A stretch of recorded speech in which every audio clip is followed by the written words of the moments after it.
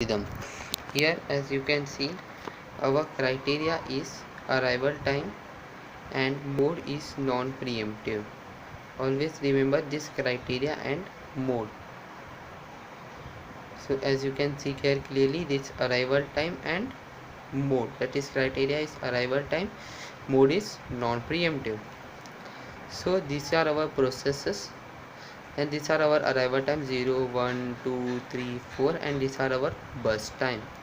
So first we have to calculate completion time, then from that completion time minus arrival time will give us turnaround time, and turnaround time minus burst time will give us a waiting time. I repeat, I will upload what are the meaning of completion time, turnaround time, waiting time, burst time in my next and upcoming videos. So here is my, so this is my Gantt chart, how we are going to prepare.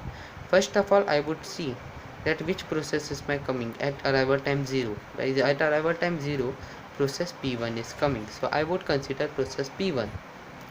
What is its burst time? Its burst time is 4. So from 0 to 4, this process will execute. As it is first come first serve, the process which will going to come first will be served first.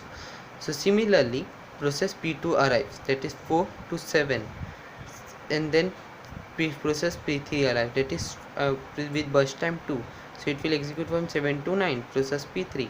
Similarly, P4 arrives, P4 9 to 10, and P5 10 to 15. These are my burst time, and this how I prepare my Gantt chart. Now see at the completion time. Now I want to compute completion time. So what is the completion time of P1? It's 4. So I would write it here 4. P2 7, P3 9, P4 10, and P5 15. So what will be turnaround time? Turnaround time will be completion minus arrival time. So completion time minus arrival time, which will be 4. So turnaround time is the time from where my process was submitted, that is when my process was submitted, and at what time it has been completed, that is difference between arrival time and completion time. Now waiting time is nothing but turnaround time minus burst time. So waiting time is how much time my process was there in the ready queue. So this is nothing but, this Gantt chart is nothing but it is some kind of my ready queue. So from here I would calculate all my waiting time, that is turnaround time TT minus burst time VT.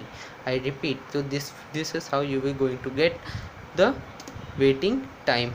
So thank you so much. Please subscribe for our latest upcoming videos.